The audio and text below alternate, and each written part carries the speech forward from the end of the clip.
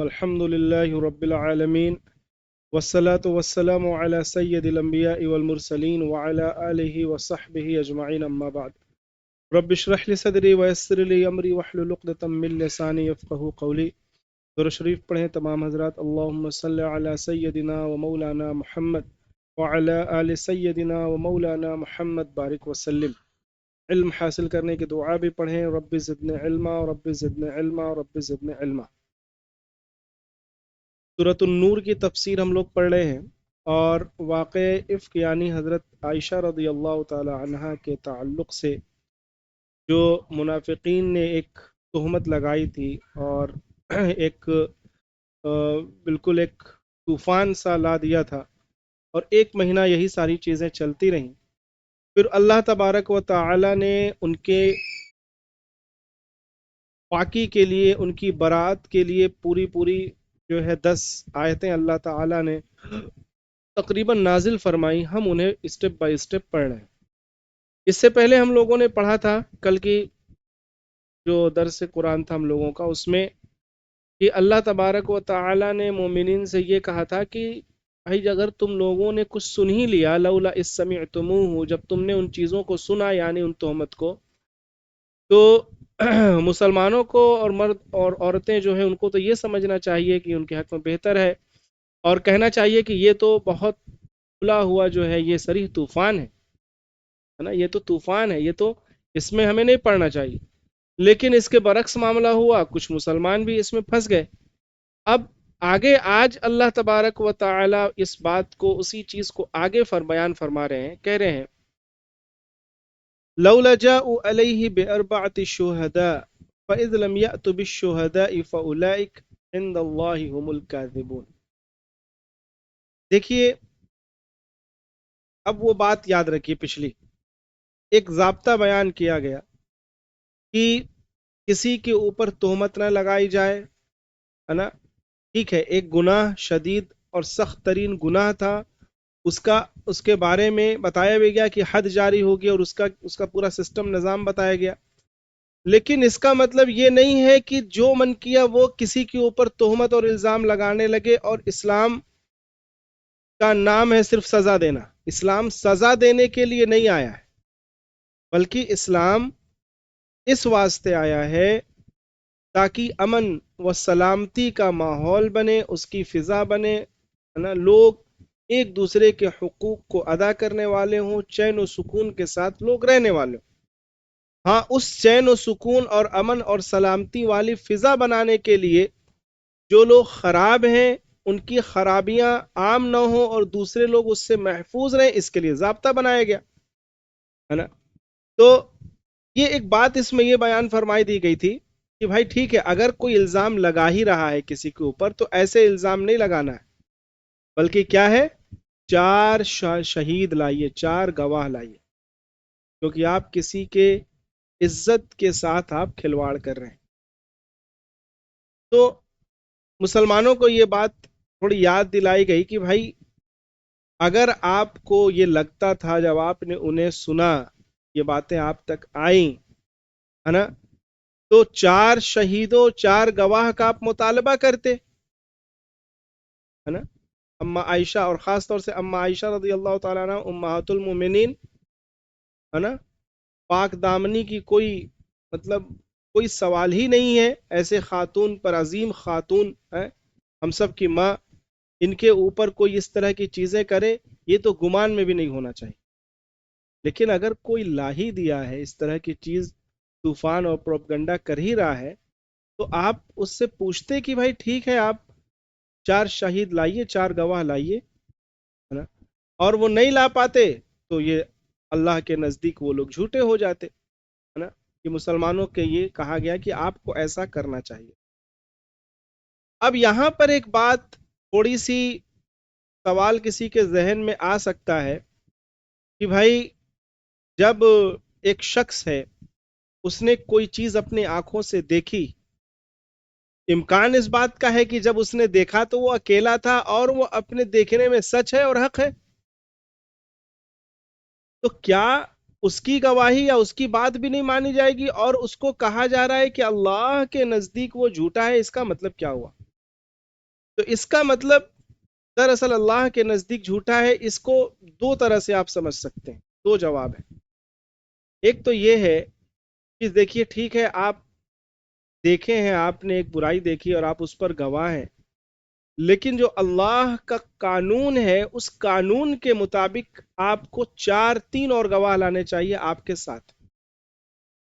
آپ نے دیکھا ٹھیک ہے, آپ جھوٹے, یہ نہیں کہا جا رہا, لیکن آپ 3 گواہ اور اگر آپ کے پاس ہیں تب تو آپ کہیے, ورنہ پھر کیا ہے, آپ خاموش رہیے.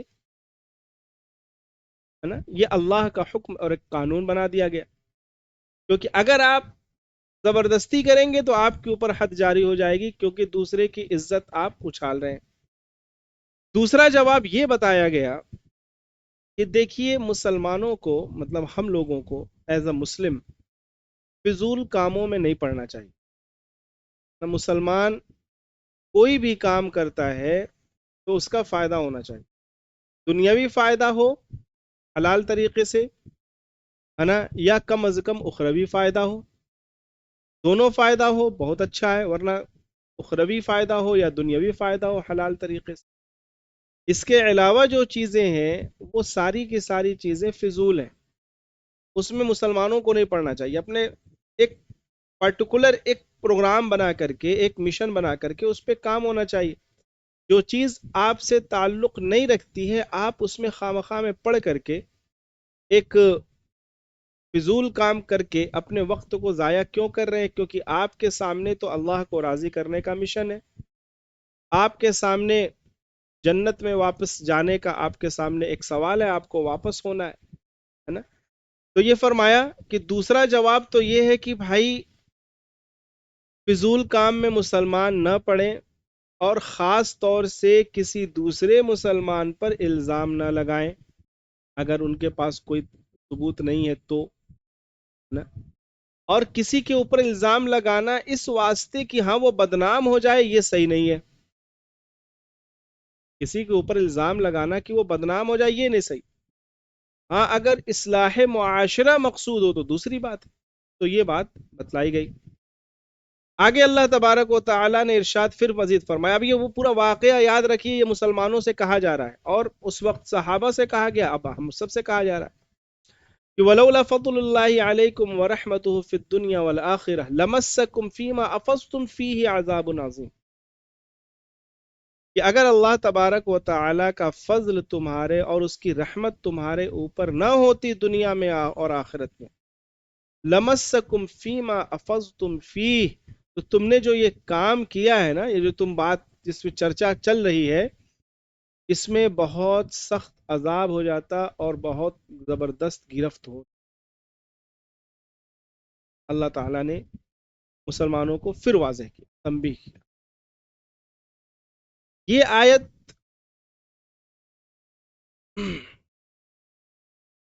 خاص طور سے وہ مسلمان جو منافقین کے اس بالکل طوفان کے اور ان کے اس پرچار اور پرسار کے شکار ہو گئے تھے, اور وہ بھی نہ جاننے میں نادانی میں ان کی ہاں میں ہاں انہوں نے کہہ دی تھی.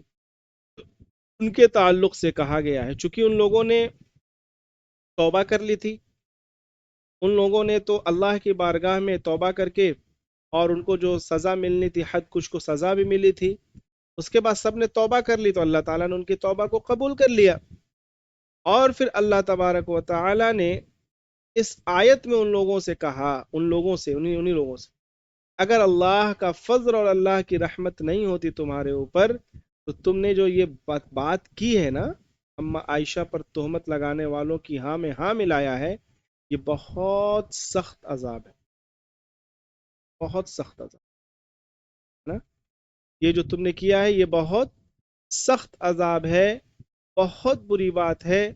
اور گزشتہ قوموں میں جو اس سے پہلے کی قوم تھی اس میں تو اس طرح کے کام کی وجہ سے بعض قوموں پر اب اللہ کا عذاب بھی آیا ہے نا. لیکن تمہارے ساتھ معاملہ کیا ہوا کہ اللہ تعالیٰ نے فضل کیا کہ تم کو توبہ کی توفیق دے دی. اللہ نے فضل کیا, اس کی رحمت ہوئی کہ تم کو دنیا میں ہی جو تھوڑا بہت سزا ملا, پھر اس کے تھوڑی بہت سزا ملی, پھر اس کے بعد تمہارا معاملہ صاف ہو گیا. اور اللہ نے فضل کیا، اس کا رحم ہوا کہ تم ایمان والے ہو، منافقین میں سے نہیں ہو، ہے نا؟ تم کو دنیا میں بھی اجر ہے، آخرت میں بھی اجر ہے، اللہ تعالیٰ کا بہت بڑا فضل ہے۔ اور یہ فضل ہم لوگوں کے لیے بھی ہے، ہم لوگوں کے لیے بھی بہت بڑا فضل۔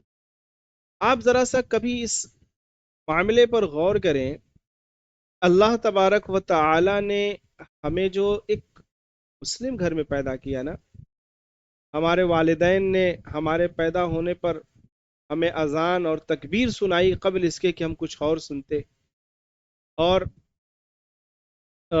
کلمہ، آپ صلی اللہ علیہ وسلم کی محبت، یہ ساری چیزیں بچپن سے ہی ہمیں جیسے غذا کی طرح سے ہمیں ملتی رہیں، اور ہمارا دل اس پر آمادہ رہا کہ ہم مسلمان ہو گئے اور اللہ کے کلمے کو اور اللہ کی معرفت کو جاننے والے۔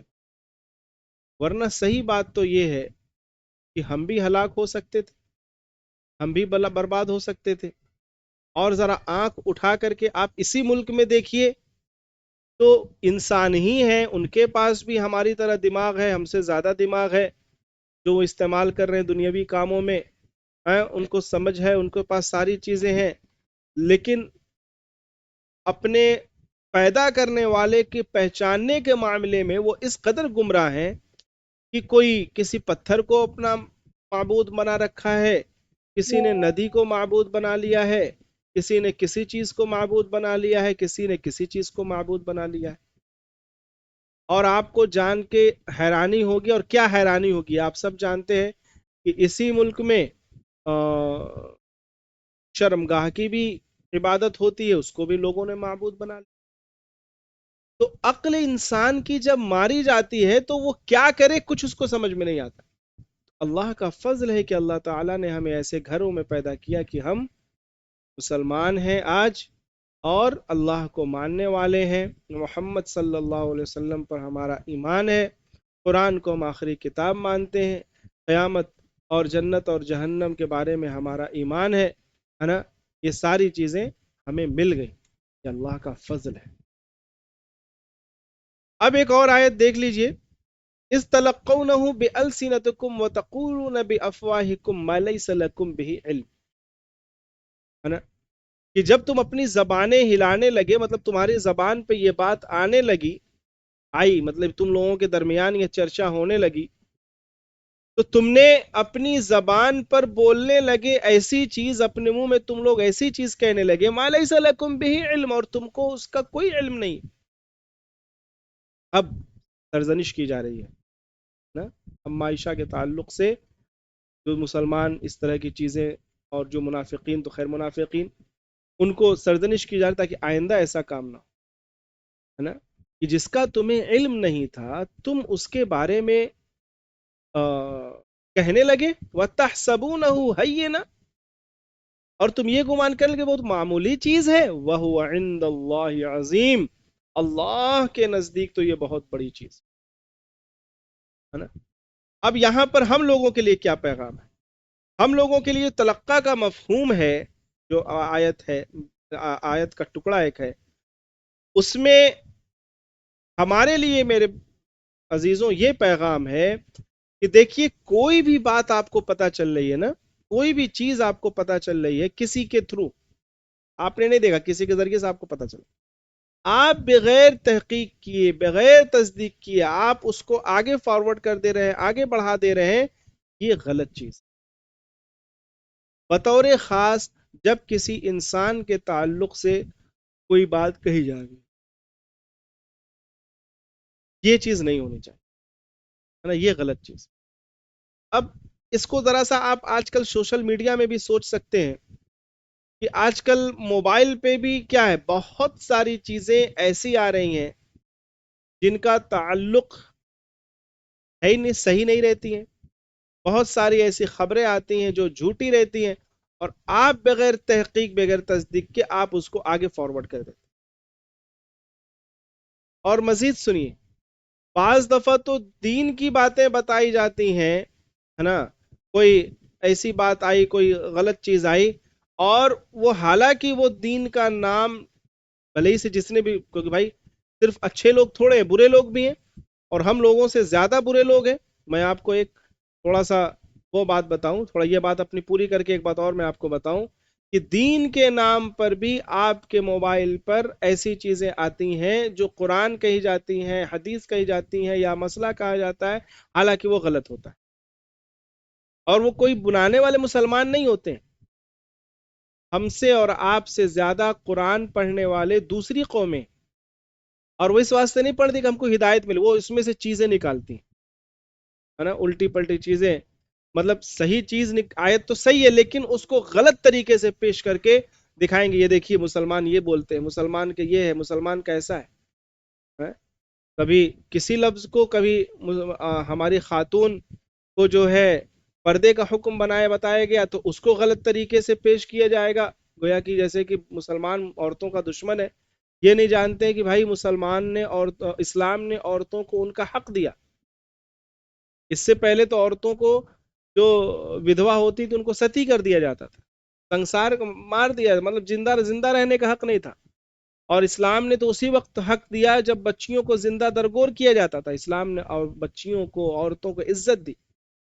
اور یہی ہے کہ وہ ان آیات کو غلط طریقے سے پیش کر کے اسلام کو بدنام کرنے کی کوشش کی جاتی ہے. ہمارے کچھ نادان مسلمان بھائی بھی اس میں پھنس جاتے ہیں اور وہ ان ساری خبروں کو جو ان تک آتی ہیں اس کو بغیر سوچے سمجھے فارورڈ کر دیتے ہیں. اب ایک اور میں واقعہ بتاتا ہوں، اس کے ساتھ آج کی یہ تفسیر بھی ہم لوگ ختم کرتے ہیں. ایک بہت مشہور عالم گزرے ہیں انگریزوں کے زمانے میں، ان کا نام نہیں میرے ذہن پہ آیا. ان کا ایک بہت خاص انگریزی دوست تھا، تو بہت بے تکلفی ہو گئی تھی. ایک دفعہ اس نے کہا کہ ایسا ہے کہ چلیے میاں آپ کو ہم لے چلتے ہیں کہیں پہ، آپ کو ایک چیز دکھاتے ہیں. تو چونکہ وہ انگریز تھا، وہ افسر تھا، بڑا افسر تھا، تو ان کو لے گیا، بالکل لے گیا اپنی گاڑی سے، بالکل ایک دم ویرانے میں، جنگل میں لے گیا. جنگل میں اندر جاتے جاتے جاتے ایک جگہ رکی گاڑی، پھر دیکھے کہ سامنے مطلب دیوال ہے، باؤنڈری ہے، اس کے اندر کچھ عمارت وغیرہ ہے، کچھ لوگ ہیں.